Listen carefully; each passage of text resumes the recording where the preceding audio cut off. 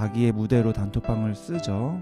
은근히 애자랑을 하거나 자기 자랑을 하거나 은근히 비교를 하거나 뒷담화를 하거나 그거에 대한 사람들의 리액션들을 하나하나 다 기억해요. 그리고 그 리액션 반응을 먹고 삽니다. 안녕하세요. 정신과 전문의 육아빠 정호열입니다. 여왕벌 시리즈 시즌2 연재를 시작하겠습니다. 엄마들 모임에 다녀와서 집에 왔는데 침대에 딱 누웠더니 이런 생각 드신 적 있으시죠? 그 말 괜히 했다. 그 얘기를 왜 했지?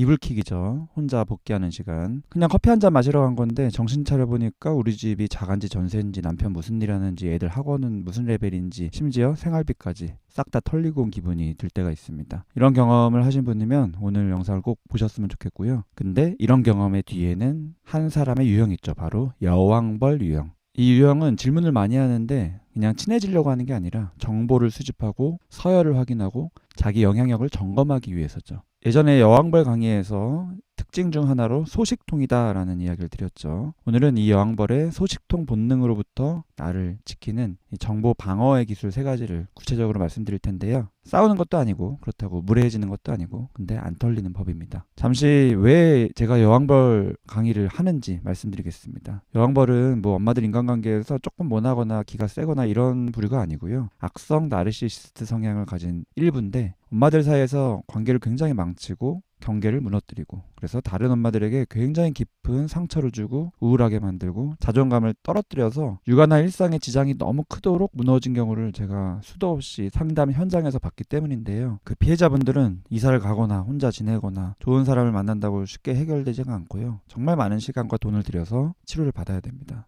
물론 누구나 부족할 수 있는데 자기의 낮은 자존감을 채우려고 다른 사람의 인생을 망치는 사람은 구분이 돼야 되죠. 또 이거는 엄마들 관계뿐 아니라 요즘에 학교 안에 아이들 사이에서도 많은데요. 아이는 부모를 그대로 보고 배우니까 아이한테도 모든 친구들과 잘 지내야 된다는 교육 말고 이 경계를 지키는 교육이 굉장히 필요합니다. 사람을 미워하고 이러자는 얘기가 아니라 상처받고 자책하고 숨지 않도록 경계를 세우자는 얘기입니다. 여왕벌에 대한 강의를 먼저 보시고 오늘 실전편을 보시면 좋습니다. 바로 직전 영상이 여왕벌 강의 모음 영상이니까 안 보신 분은 시청을 먼저 권유드립니다. 본론으로 들어가서 여왕벌이 선 넘는 질문을 할 때 첫 번째 대처법, 안개작전입니다. 아주 자연스럽게 선 넘는 질문을 하는 게 여왕벌이죠. 처음 만났을 때부터 이런 질문을 하죠. 몇 평이냐, 자가냐, 전세냐, 남편은 무슨 일 하냐, 애는 학원 어디 보내냐. 많은 분들이 속으로는 좀 불편한데 또 그 불편함을 무마하곤 합니다.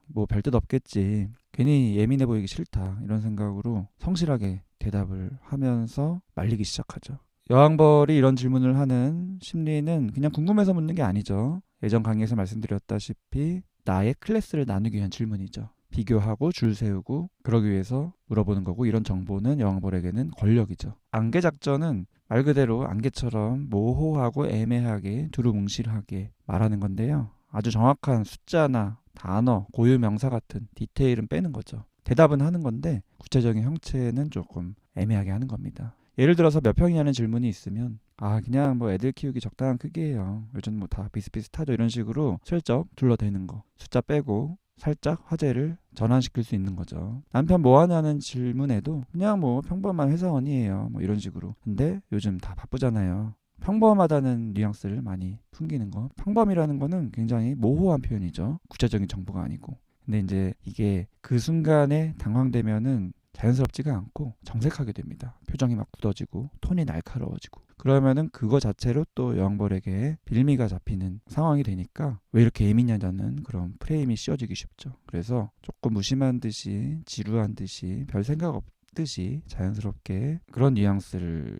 보이는 게 중요합니다. 이 사람한테는 더 캐내봤자 별로 재미없다는 그 느낌. 두 번째로는 미루기 작전입니다. 아이가 학원을 옮기거나 이사 고민을 하거나 진로 방향을 바꾸거나 이런 상황에서 여왕벌은 이런 걸 제일 먼저 자기가 알고 싶어 하죠. 왜 그럴까요? 역시 여왕벌한테 이런 정보들은 자기 영향력이고 통제감이고 우월감이기 때문이죠. 자기가 모르는 정보가 본인의 입이 아닌 다른 사람 입에서 나오면은 그거는 자기한테 굉장히 치명적인 상처를 주는 스트레스니까. 근데 막상 그런 질문을 받으면은 흔한 실수가 아직 고민 중인데 하면서 확실하지는 않다고 하면서 뭔가 소스를 제공하는 거. 그러지 않고 아예 밀어버려야 됩니다. 확정 전까지는 아무 말도 안 하는 거. 고민 자체도 공유를 안 하는 게 제일 좋죠. 근데 이제 나중에 그 결과를 다른 사람 입을 통해서 듣게 됐었을 때 여왕벌의 반응은 왜 나한테 미리 말 안 했냐, 나만 몰랐다, 이런 식으로 굉장히 서운함을 어필하죠. 근데 또 여기서 당황해가지고 막 해명하듯이 길게 설명하면 안 됩니다. 그냥 또 별일 아니라는 듯이 그때는 너무 제가 정신이 없었어요, 확정이 되니까 그때 비로소 실감이 나더라고요, 이런 식으로 짧게, 그렇게 정색하지 않고 감정 설명 없이 사과도 하지 않고 이런 식으로 대하는 게 중요합니다. 핑계를 대거나 미안해하거나 이런 거는 다 약점 잡히게 되죠. 미룬다는 거는 결국에는 그 구체적인 정보를 제공하지 않는다는 거죠. 비밀을 공유하는 순간 그거는 그냥 정보가 아니라 여왕벌의 손에 쥐어진 패가 되기 때문이죠. 그 패가 어떻게 나중에 쓰이는지는 역시 이전 영상 여왕벌 강의 영상 모음에서 확인을 해보시면 좋을 것 같습니다. 세 번째는 리액션 줄이기입니다. 또 이제 단톡방에서도 여왕벌이 많은 활동을 하잖아요. 여기서 자기의 무대로 단톡방을 쓰죠. 뭐 은근히 애자랑을 하거나 자기 자랑을 하거나 은근히 비교를 하거나 뒷담화를 하거나 그거에 대한 사람들의 리액션들을 하나하나 다 기억해요. 그리고 그 리액션 반응을 먹고 삽니다. 왜냐면은 여왕벌이 살아가는 연료는 그런 자신에 대한 찬사와 리액션이니까. 우와 대박, 역시 이런 말들이 카톡에서는 이모티콘 같은 걸로 굉장히 편하게 할 수 있잖아요. 이게 여왕벌의 그 낮은 자존감을 채우는 역할을 하거든요. 그럼 공급자가 되면 안 됩니다. 그럼 어떻게 해야 될까요? 감정에 대한 형용사 같은 걸 안 쓰는 게 중요해요. 우와 너무 대단해요, 진짜 부럽다, 이런 거 별로 안 좋습니다. 그냥 그렇군요. 뭐 정보 같은 경우에는 정보 감사합니다, 조금 건조하게. 근데 이게 쉽지가 않습니다. 여왕벌은 찬사를 먹고 살기 때문에 리액션 굉장히 바라고요. 본인이 리액션을 바란다는 것을 온몸을 통해서 전달을 해요. 직접 대면했었을 때는 뭐 표정이나 여러 가지 눈을 크게 뜨거나 나한테 몸을 들이밀거나 하면서 리액션을 막 원하는데 말리기가 쉽습니다. 카톡 단톡방 같은 것도 누가 반응 안 했는지를 또 다 기억하고 나중에 은근히 그런 걸 표현해요. 그 유혹을 넘겨야 됩니다. 나를 막 감정적으로 그렇게 리액션 하라고 흔들어도 그거에 말리지 않는 기술은 좀 내가 벽이다, 내가 돌이다, 이런 느낌으로 대하는 건데요. 흔히 많은 엄마분들이 이제 남편에 대한 아쉬움으로 내가 뭐 벽에다 대고 말하는 것 같다라는 말을 하는데 그 벽입니다. 감정이 소통되지 않는 느낌. 파도가 와도 그냥 부딪히고 끝나는 벽처럼. 그거 너무 무례한 거 아닌가, 이런 혼란이 드는 것 자체가 이미 넘어간 거예요. 그게 아니라 자기 경계를 지키는 기술입니다. 당연히 여왕벌에게 한정되는 거죠. 일반적인 관계에서는 얼마든지 리액션을 해도 되고 적절한 자기 정보를 제공해도 되고 다 됩니다. 하지만 내가 여왕벌에게 말리고 있고 그거를 방지하고 싶을 때에 대한 이야기를 오늘 드리고 있는 겁니다. 많은 분들이 이제 이렇게 말씀드리면은 좀 걱정스러운 질문을 해요. 이렇게 내가 좀 감정을 배제하고 단답형으로 건조하게 말하면 좀 따돌리지 않을까. 여왕벌이 따돌리는 것도 잘하니까. 근데 진짜 고민을 잘해야 됩니다. 두 마리 토끼를 다 잡기는 진짜 힘들어요. 결정을 해야 됩니다. 여왕벌한테 종속돼서 시녀나 일벌로 자존감이 깎이는 그런 관계가 될지, 적당한 거리를 지키면서 경계를 지키면서 나의 마음의 평화를 지킬 건지. 당연히 이 따돌릴 것 같은 뉘앙스로 그런 걸 무기로 흔듭니다. 근데 내가 꿋꿋이 버티고 흔들리지 않으면 점점 여왕벌도 관심을 두지 않게 되고 다른 사냥감을 찾아서 떠나게 됩니다. 이런 세 가지를 하려면 사실은 감정은 편안하지가 않아요. 굉장히 찝찝합니다. 여왕벌은 은연중에 비언어적인 소통을 통해서 그런 반응 나 별로 안 좋아한다, 그렇게 반응했다가는 나중에 후회할 거다라는 뉘앙스를 막 줄 수 있어요.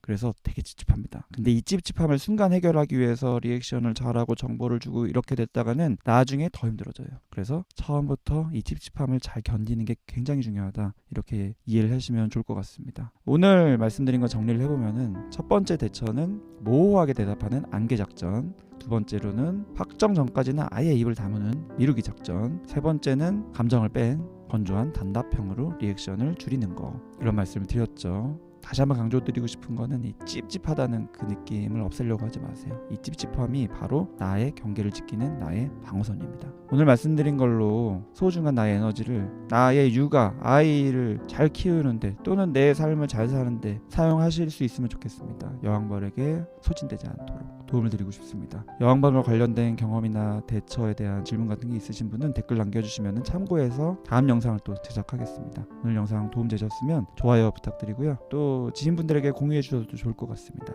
그럼 저는 다음에 더 좋은 영상으로 찾아뵙겠습니다. 시청해 주셔서 감사합니다.